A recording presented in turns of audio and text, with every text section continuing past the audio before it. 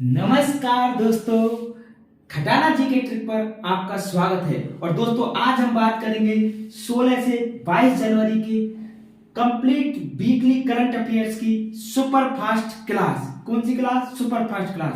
दोस्तों मैं आपको बता दूं, जो सोमवार से शनिवार तक मैं आपको जो डेली करंट अफेयर्स की क्लास पढ़ाता हूं, उन सब का 7 दिन का निचोड़ मैं आपको रविवार को यानी संडे को कराता हूं वीकली करंट अफेयर्स की सुपरफास्ट क्लास। तो आइए शुरू करते हैं आज का पहला क्वेश्चन।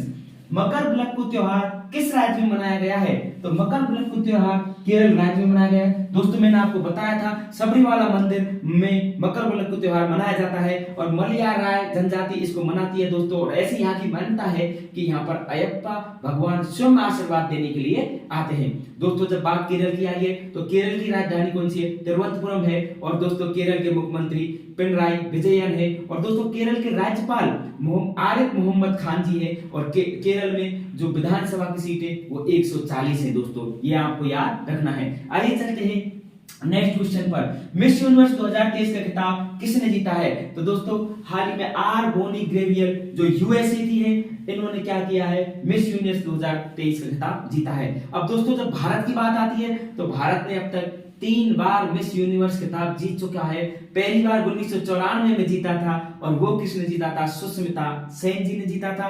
और उसके बाद में 2000 में लारा दत्ता ने मिस यूनिवर्स खिताब जीता था। और उसके बाद में 2021 में, कब दोस्तों? 2021 में हरनाज संधू, क्या नाम है? हरनाज संधू जी ने मिस यूनिवर्स 2023 का खिताब जीता था। भारत इस खिताब को 3 बार जीत चुका है। आइए चलते हैं नेक्स्ट क्वेश्चन पर। नेक्स्ट क्वेश्चन पर चलने से पहले आपके लिए मोटिवेशनल लाइन जो आपको बनाएंगी आज ऊर्जावान। जिंदगी में सफलता पाने के लिए, जिंदगी में सफलता पाने के लिए थोड़ा जोखिम उठाना पड़ता है दोस्तों। जिंदगी में सफलता पाने के लिए थोड़ा जोखिम उठाना पड़ता है। और सीढ़ियां चढ़ते समय ऊपर जाने के लिए नीचे की सीढ़ी से पैर हटाना पड़ता है दोस्तों। सीढ़ियां चढ़ते समय ऊपर जाने के लिए नीचे की सीढ़ी से पैर हटाना पड़ता है दोस्तों। आप किसी भी क्षेत्र में चले जाओ, तैयारी कर रहे हो, बिजनेस कर रहे हो, कुछ भी कर रहे हो, आपको जोखिम तो उठाना ही पड़ेगा दोस्तों। अरे यार वो लोग तो सबसे बकवास है जो अभी घरों से निकले ही नहीं तैयारी करने के लिए दोस्तों। मैं आपको बता रहा हूं ये साल आपके लिए गोल्डन चांस है कि आपको सरकारी नौकरी मिल जाएगी इस साल में। क्योंकि दोस्तों मैंने अभी हाल ही बताया कि एमटीएस ने 11-12 हजार भर्ती निकाली दोस्तों। जो लड़के 10वीं पास है और जो गांव में बैठे वो ये सोचते हैं कि मुझे तो सरकारी नौकरी लगनी है, तो मात्र 3 महीने में सरकारी नौकरी दोस्तों, मात्र 3 महीने में। फरवरी, मार्च और अप्रैल में तो एग्जाम लग जाएगी दोस्तों। ये राजस्थान नहीं है, राजस्थान में तो एक साल में एग्जाम होती है, फिर पेपर आउट हो जाता है और फिर फर्जीवाड़ा हो जाता है, फिर रद्द हो जाती है, फिर 1 साल होती है, 2-2, 3-3 साल लग जाते हैं दोस्तों राजस्थान में एक भर्ती होने में। मैं बोलता हूँ आप केंद्र की तैयारी स्टार्ट कर दो। और एमटीएस का नोटिफिकेशन आ चुका है, मैंने उसके बारे में आपको कंप्लीट वीडियो में जानकारी दी है। नीचे वीडियो भी आपको डिस्क्रिप्शन में मिल जाएगी, आप वहां जाके उस वीडियो को आराम से देखें, एमटीएस के बारे में कंप्लीट जानकारी दोस्तों। तो सरकारी नौकरी अब नहीं है दूर, आप अगर करोगे मेहनत और जोखिम उठाओ दोस्तों, मेहनत करो जम के। अगर आप जम के मेहनत करोगे तो जितनी ज्यादा मेहनत करोगे आप उतनी जल्दी ही सफलता के पास पहुंचोगे दोस्तों, ये मेरा आपसे वादा है। और इसी पॉजिटिव ऊर्जा के साथ शुरू करते हैं नेक्स्ट क्वेश्चन। 75वां भारतीय सेना दिवस कब मनाया गया है? दोस्तों हाल ही में 75वां भारतीय सेना दिवस 15 जनवरी को मनाया है। कब मनाया गया है दोस्तों? 15 जनवरी को। तो भारतीय सेना दिवस कब मनाया जाता है? 15 जनवरी को मनाया जाता है। अब दोस्तों ये किसकी याद में मनाया जाता है? तो फील्ड मार्शल के.एम. अरियप्पा, क्या नाम है दोस्तों? Field marshal KM. अरियप्पा की याद में ये भारतीय सेना दिवस मनाया जाता है दोस्तों। इसकी खासियत और आज अब की बार की खास बात और बता दूं, हर बार जो भारतीय सेना पर जो परेड होती थी वो नई दिल्ली में होती थी, लेकिन इस बार ये परेड बेंगलुरु में हुई है। ये क्वेश्चन आपको याद रखना, ये एग्जाम में आ सकता है। आइए चलते हैं नेक्स्ट क्वेश्चन पर। नेक्स्ट क्वेश्चन पर चलते हैं, दुनिया की पहली पूरी तरह डिजिटल पार्टी कौन बनी है? दोस्तों दुनिया की पहली पूरी तरह डिजिटल पार्टी कौन सी बनी है? तो ये बनी है दोस्तों बीजेपी। कौन सी बनी है? BJP, Bharatiya Janata party. दोस्तों इसकी स्थापना 1980 में अटल बिहारी वाजपेयी और लाल कृष्ण आडवाणी जी ने की थी। और दोस्तों इसके जो वर्तमान में अध्यक्ष है वो कौन है? राष्ट्रीय अध्यक्ष है वो है जेपी नड्डा। जेपी नड्डा। तो बीजेपी हाल ही में डिजिटल पार्टी बन चुकी है। इसने एक ऐप लॉन्च किया है सरल, उसका क्या नाम है दोस्तों? सरल। इस पर आपको बीजेपी के बूथ लेवल के स्तर के राजनीतिक से लेकर राष्ट्रीय अध्यक्ष तक की जानकारी आपको कंप्लीट ऑनलाइन मिलेगी दोस्तों। किस ऐप पर? सरल ऐप पर। तो पहले डिजिटल पार्टी कौन सी बनी है? तो बीजेपी बनी है। नेक्स्ट क्वेश्चन, सहर्ष विशेष शिक्षा कार्यक्रम की शुरुआत हुई है, ये कहां हुई है दोस्तों? त्रिपुरा में। कहां हुई है? त्रिपुरा। मैंने आपको बताया था त्रिपुरा में 9 to 9, कौन सी? 9 to 9 कार्यक्रम की भी शुरुआत हुई थी, जो चुनाव आयोग से संबंधित है। ये कहां हुआ था? त्रिपुरा में हुआ था दोस्तों। ठीक है, आइए चलते हैं नेक्स्ट क्वेश्चन पर। और त्रिपुरा की राजधानी अगरतला है, मैंने आपको बताया था। मानिसा यहाँ के सीएम है और ऐसे नारी यहाँ के गवर्नर है और यहाँ विधानसभा की 60 सीट है। कितनी सीट है? 60। नेक्स्ट, अंधता नियंत्रण नीति लागू करने वाला पहला राज्य कौन सा बना है? तो ये बना है अपना राजस्थान दोस्तों। राजस्थान अंधता नियंत्रण नीति लागू करने वाला पहला राज्य बना है और यहाँ के सीएम अशोक गहलोत जी ने घोषणा की है कि दृष्टिबद्धता से पीड़ित लोगों के जीवन में रोशनी लाने का काम करेगा यह है राजस्थान राज्य। ठीक है दोस्तों, और राजस्थान राज्य ने तो दृष्टिबद्ध लोगों के लिए कौन सी अंधता नियंत्रण नीति लागू की है। राजस्थान की राजधानी जयपुर है, विधानसभा सीट 200 है, राज्यपाल कलराज मिश्र है। ठीक है दोस्तों। नेक्स्ट, वरुण नौसेना अभ्यास भारत और किस देश के बीच शुरू हुआ है? हाल ही में दोस्तों ये फ्रांस और भारत के बीच में शुरू हुआ है और फ्रांस और भारत के बीच में गरुड़ और ये अभ्यास भी होते हैं। ठीक है दोस्तों। लेकिन आ जाए गरुड़ शक्ति, तो गरुड़ शक्ति तो आपके दोस्तों इंडोनेशिया के बीच से हुआ है। कहां हुआ है? इंडोनेशिया के बीच। ठीक है दोस्तों। लेकिन गरुड़ और शक्ति आ जाए तो फ्रांस के बीच। तो वरुण नौसेना अभ्यास किस देश के बीच शुरू हुआ है? भारत और फ्रांस के बीच शुरू हुआ है।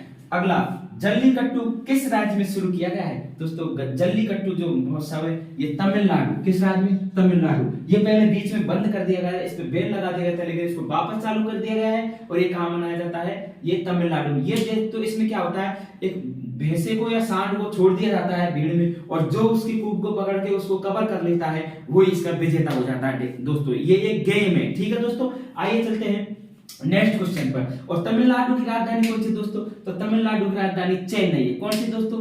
चेन्नई। और यहाँ के मुख्यमंत्री है एम.के. स्टालिन। आर.एन. रवि यहाँ के क्या है? गवर्नर है और 234 यहाँ विधानसभा सीट है। ठीक है दोस्तों। भोगली बिहू महोत्सव किस राज्य में मनाया जाता है? तो ये असम में मनाया जाता है। मैंने आपको बताया था कि बिहू कहीं पे भी आ जाए आप आंसर असम कर देना। भोगली बिहू महोत्सव किस राज्य में मनाया जाता है? असम में। और दोस्तों ये लोहड़ी के दिन मनाया जाता है और इसलिए इसको उरुका भी कहा जाता है। उरुका भी कहा जाता है। अब जब बात महोत्सव की आए तो 3 मोस्ट महोत्सव और आपको बता देता हूं। पोंगल महोत्सव तमिलनाडु में मनाया जाता है, माघी महोत्सव पंजाब में मनाया जाता है और उत्तरायण महोत्सव गुजरात में मनाया जाता है। इन तीनों, और इसकी खास बात यह है कि सूर्य भगवान को समर्पित महोत्सव है। इसमें सूर्य देव भगवान की पूजा की जाती है दोस्तों। एक बिहार में और एक त्योहार मनाया जाता है छठ पूजन, उसमें भी सूर्य नारायण भगवान की क्या की जाती है? पूजा की जाती है सूर्य भगवान की। आइए नेक्स्ट, ऑनलाइन गेमिंग के लिए भारत का पहला उत्कृष्टता केंद्र स्थापित करने की घोषणा किसने की है? ऑनलाइन गेमिंग के लिए भारत का पहला उत्कृष्टता केंद्र स्थापित करने की घोषणा किसने की है? तो दोस्तों ये की है मेघालय ने। किसने की है? मेघालय में। और मैंने आपको बताया था कि मेघालय में 3 पहाड़ियां भी पाई जाती हैं, गारो, खासी, जयंतिया। कौन सी दोस्तों?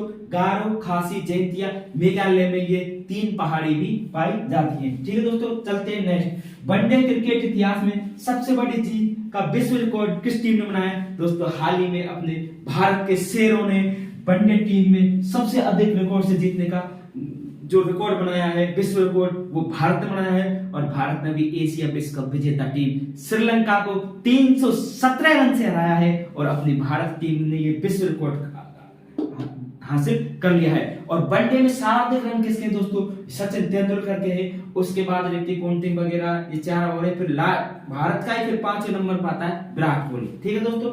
आइए चलते हैं नेक्स्ट क्वेश्चन पर। हाल ही में परशुराम कुंड महोत्सव किस राज्य में मनाया गया है? परशुराम कुंड महोत्सव हाल ही दोस्तों अरुणाचल प्रदेश में मनाया गया है। ये हिंदुओं का एक तीर्थ स्थल है दोस्तों। कहां पर? ये संक्रांति के टाइम पर मनाया जाता है, मकर संक्रांति के टाइम पर परशुराम कुंड महोत्सव मनाया जाता है। और ये कहां मनाया गया है दोस्तों? अरुणाचल प्रदेश में मनाया गया है। आइए चलते हैं नेक्स्ट क्वेश्चन पर चलते हैं। हाँ तो देखिए दोस्तों नेक्स्ट, भारतीय सेना ने पहली बार कमांड भूमिकाओं के लिए लगभग कितनी महिला अधिकारियों को मंजूरी दी है। देखो दोस्तों कितनी शानदार बात है कि अब महिलाओं को भी आगे बढ़ाया जा रहा है। दोस्तों वो दंगल फिल्म में बोलता है ना वो कि हमारी छोरी कोई छोरों से कम थोड़ी है। तो दोस्तों वही बात है, ये महिला अधिकारियों को अब कमांड भूमिका संभाई जाएंगी। कितनी महिला अधिकारियों को, 30 महिला अधिकारियों को। ठीक है दोस्तों, नेक्स्ट क्वेश्चन, मुख्यमंत्री बागवानी बीमा योजना किस राज्य सरकार द्वारा चलाई गई है। हाल ही में मुख्यमंत्री बागवानी बीमा योजना हरियाणा सरकार द्वारा चलाई गई है दोस्तों। और हरियाणा की बात आती है तो हरियाणा के जो राजधानी है वो चंडीगढ़ है और हरियाणा का सीएम कौन है, मनोहर लाल खट्टर है दोस्तों। और यहाँ की जो राज्यपाल है वो है बंडारू दत्तात्रेय। और यहाँ पर जो विधानसभा की सीट है वो है 90। कितनी है दोस्तों, 90। आइए चलते हैं नेक्स्ट, G20 शिखर सम्मेलन 2023 की मेजबानी कौन सा देश कर रहा है 2023 में। तो दोस्तों ये कर रहा है अपना भारत। कौन सा देश कर रहा है दोस्तों, भारत कर रहा है G20 शिखर सम्मेलन 2023 की मेजबानी। ठीक है दोस्तों, इसके जो भारत में जो शेरपा है G20 के वो है अमिताभ कांत। क्या नाम है, इसको याद रखना, ये बहुत मोस्ट क्वेश्चन है।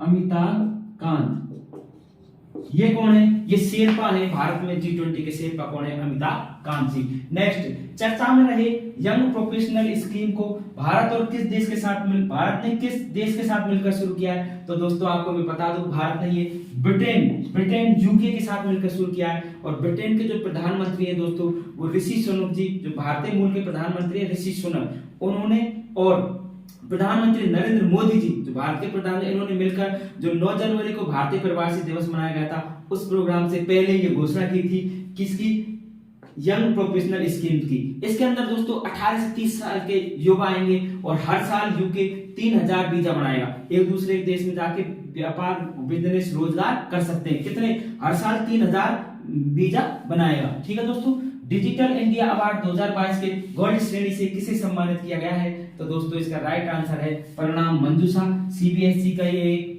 डिजिटल ऐप है। और दोस्तों इस अवार्ड को किसने दिया है, हमारी महामहिम राष्ट्रपति श्रीमती द्रौपदी मुर्मू जी। किसने, द्रौपदी मुर्मू जी ने ये पुरस्कार दिया है। वो 15वें नंबर की राष्ट्रपति हैं। उनका संबंध संताल जनजाति से है और वो उड़ीसा की रहने वाले। कहां के दोस्तों, उड़ीसा राज्य से उनका संबंध है। तो उन्होंने ये हाल ही में ये परिणाम किसे दिया है, परिणाम मंजूषा को दिया है। ये सीबीएसई और सीबीएसई का जो ऐप है वो कौन सा, परिणाम मंजूषा, इसको दिया है दोस्तों। और सीबीएसई की वर्तमान में चेयरमैन है निधि छिब्बर। ये एग्जाम भी एसएससी पूछा गया है। वर्तमान चेयरमैन कौन है, निधि छिब्बर। देखिए दोस्तों, जो मेरी क्लास है भारत की सभी एग्जामों के लिए रामबाण साबित होगी।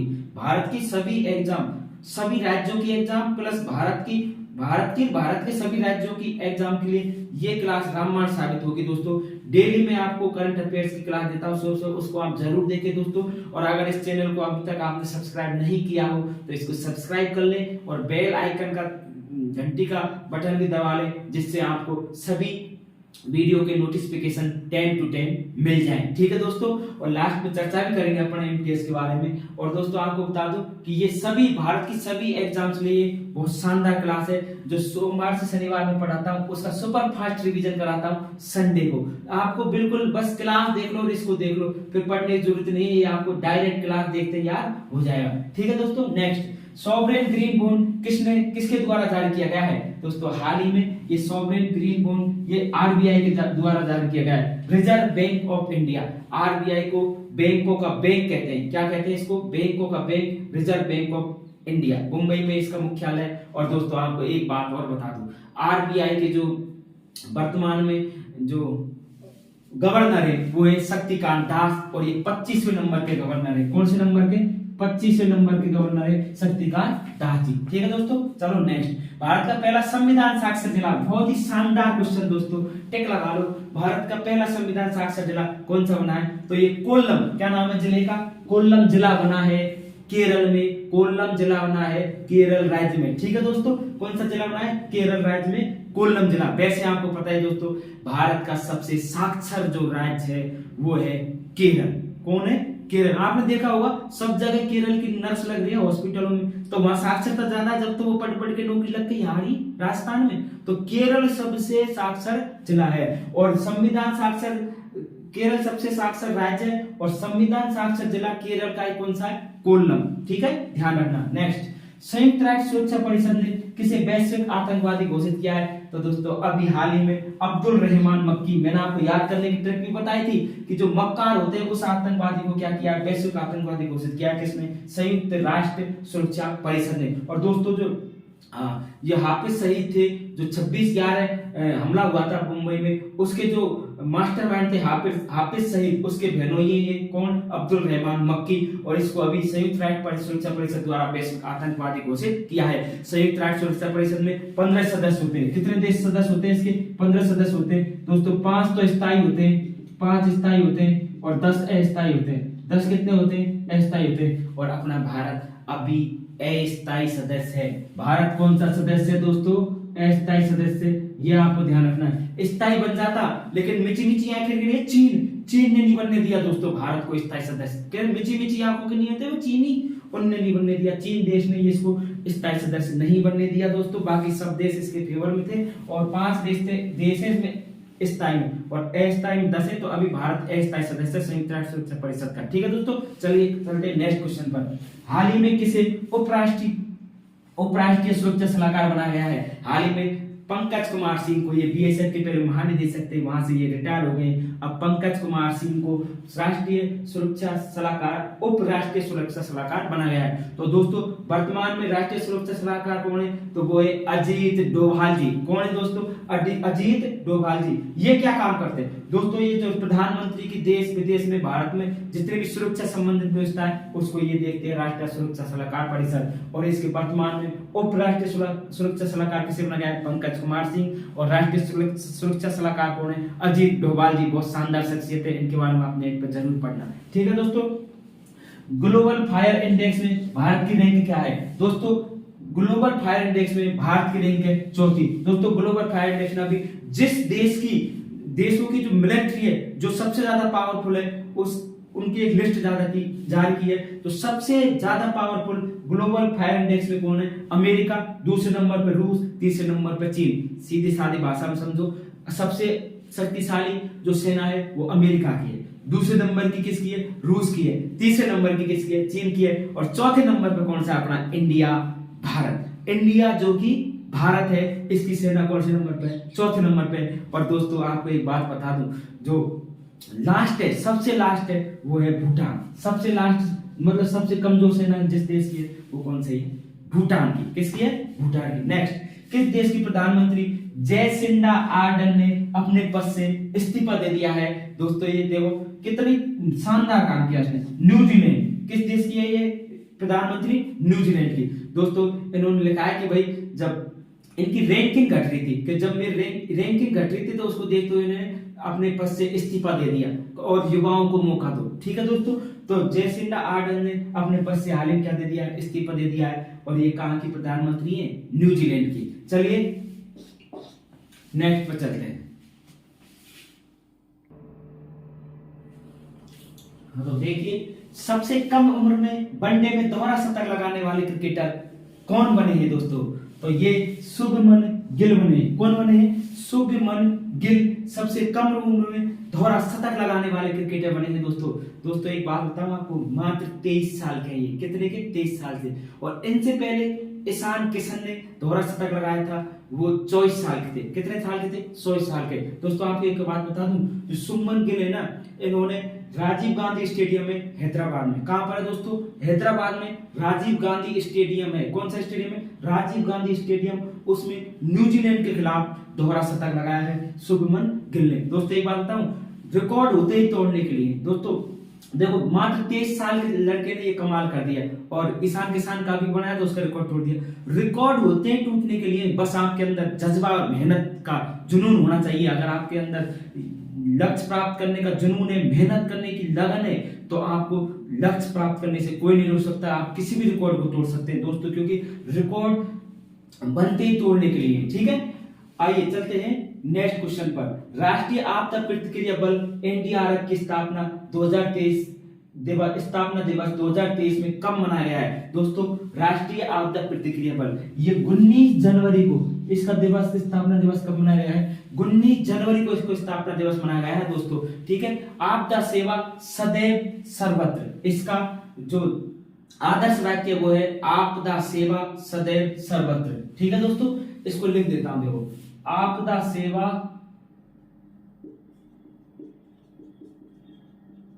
सदैव सर्वत्र, सभी जगह उपलब्ध है। अगर कहीं पे आपदा आ गई ना दोस्तों, तो ये संगठन है ना, ये बल, ये संगठन वहां जाके हेल्प करता है। कहीं बाढ़ आ गई भारत में, कोई तूफान आ गो, वहां लोग फंसे हुए हैं, तो उनको निकालने कार्य कौन करेगा? राष्ट्रीय आपदा प्रतिक्रिया बल। और दोस्तों मैं इनके जवानों को सलूट मारता हूं जो इतनी मेहनत करते हैं और हमेशा अपनी मतलब जान को दांव पे लगाकर सभी को बचाने में लगे रहते हैं। कहीं पे भी आपदा आ जा, सबसे पहले जो टीम पहुंचती है वो इसकी पहुंचती है राष्ट्रीय आपदा प्रतिक्रिया बल, NDRF। ठीक है दोस्तों, 19 जनवरी को इसका ये दिवस मनाया, स्थापना दिवस मनाया जाता है। ठीक है दोस्तों, आइए चलते हैं नेक्स्ट क्वेश्चन पर। देखो जो ये आपदा प्रतिक्रिया बल है ये किसके अंडर में आता है दोस्तों? ये गृह मंत्रालय के अंदर में आता है।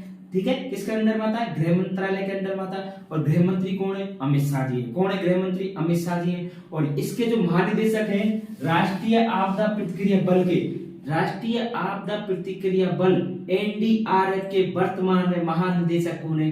तो ये है अतुल करवाल जी। क्या नाम है दोस्तों? अतुल करवाल जी। क्या नाम है? अतुल करवाल जी।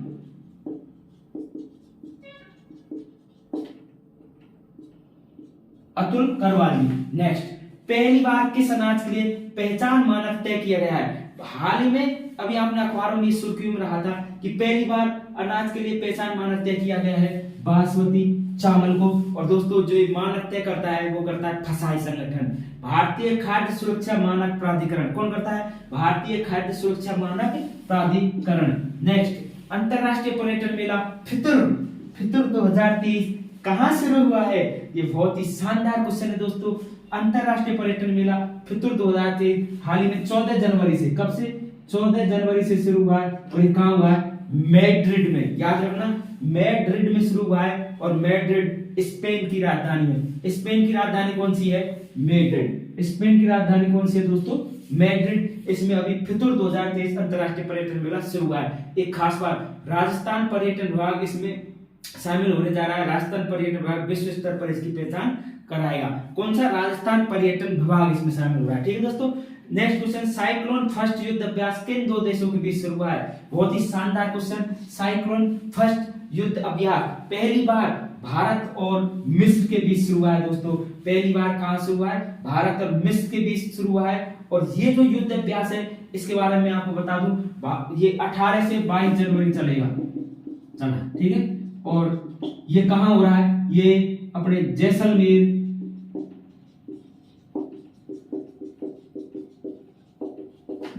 राजस्थान में ये युद्ध अभ्यास हो रहा है दोस्तों।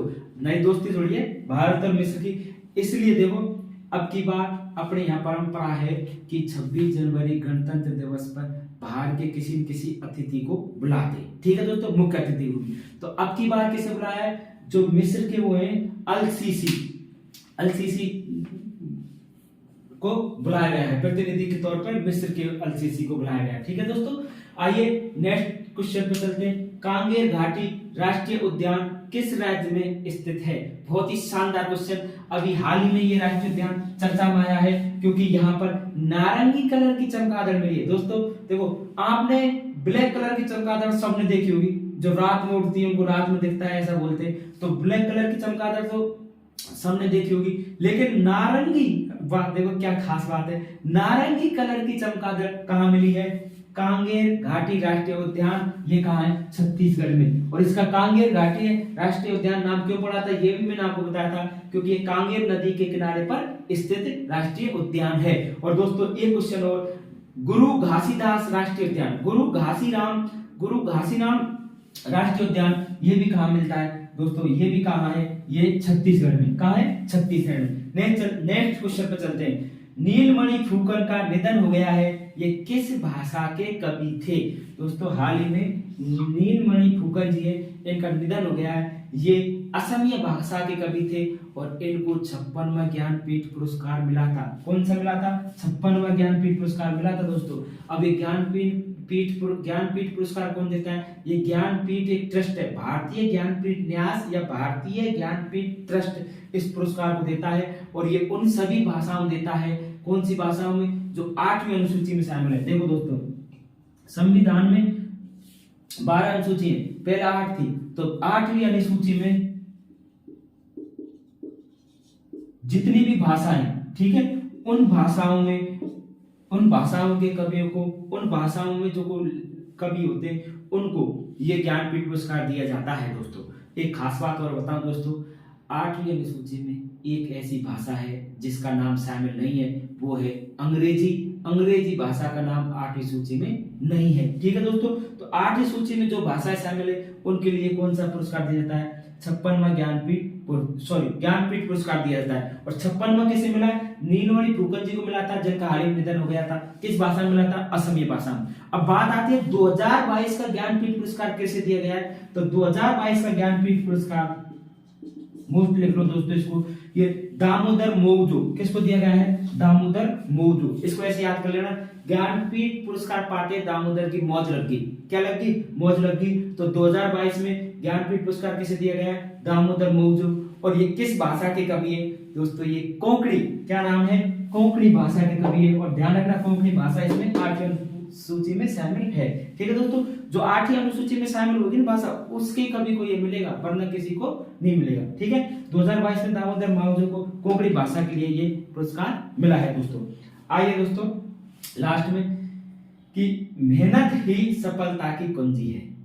दोस्तों बिल्कुल 100% राइट बात है कि मेहनत ही सफलता की कुंजी है। और अगर आप जम के मेहनत करोगे, सही दिशा में मेहनत करोगे, तो आपको आपके लक्ष्य प्राप्त करने से कोई नहीं रोक सकता। ये मेरा आपसे वादा है। और दोस्तों इस क्लास को आप ज्यादा से ज्यादा शेयर करें और खटाना जी के ट्रिक चैनल को सब्सक्राइब करें और इस क्लास को ज्यादा से ज्यादा शेयर करें, जिससे इस क्लास का लाभ, जीके का लाभ, करंट जीके का लाभ, सभी कक्षाओं का लाभ उन स्टूडेंटों तक पहुंच जाए जो शहर सिटी में आके कोचिंग नहीं कर सकते, बड़ी बड़ी कोचिंगों में जो फीस अफोर्ड नहीं कर सकते। दोस्तों उनके लिए मैंने ये फ्री सेवा चालू की है। आप घर बैठे मोबाइल में बस खटाना जी के ट्रिक डालो और डेली की करंट अफेयर्स, डेली की जीके, डेली की शानदार क्लासें मैं आपको अवेलेबल कराऊंगा। और अभी हाल ही में दोस्तों जगह भी बहुत आ रही है, केंद्र ने तो बहुत सारी जगह निकाली दोस्तों। तो अगर आपको, आपका सपना है गवर्नमेंट जॉब लगना, तो केंद्र ने भी बहुत सारी जगह निकाली। अभी एमटीएस में भी जगह निकली दोस्तों, 3 महीने में सरकारी नौकरी। दोस्तों अभी 18 तारीख को उसका नोटिफिकेशन निकला है, 18 जनवरी को, और 17 फरवरी उसकी लास्ट डेट है। और दोस्तों अप्रैल में उसकी एग्जाम है और सिलेबस भी उसका शानदार है। अगर आपको इसकी कंप्लीट जानकारी चाहिए, एमटीएस की नोटिफिकेशन की कंप्लीट जानकारी, मैंने एमटीएस नोटिफिकेशन 2023 के नाम से क्या नाम है, मेरे चैनल पर डाल दिया है, खटाना जी के ट्रिक पर। आपने अगर इसको सब्सक्राइब नहीं किया हो तो सब्सक्राइब कर लें और इसको ज्यादा से ज्यादा शेयर करें। और अगर आपने वो वीडियो नहीं देखी है एमटीएस नोटिफिकेशन वाली, तो मैंने डिस्क्रिप्शन बॉक्स में लिंक डाल दी है, आप वहां जाकर अभी उस वीडियो को देखें और जल्दी से जल्दी फॉर्म भरें, जिससे आपको आपका लक्ष्य, आपका सपना सरकारी नौकरी जल्दी से जल्दी प्राप्त हो जाए। और मेरी क्लास दोस्तों आपको कैसी लगी ये कमेंट बॉक्स में लिख के जरूर बताएं। जय हिंद, जय हिंद, जय भारत।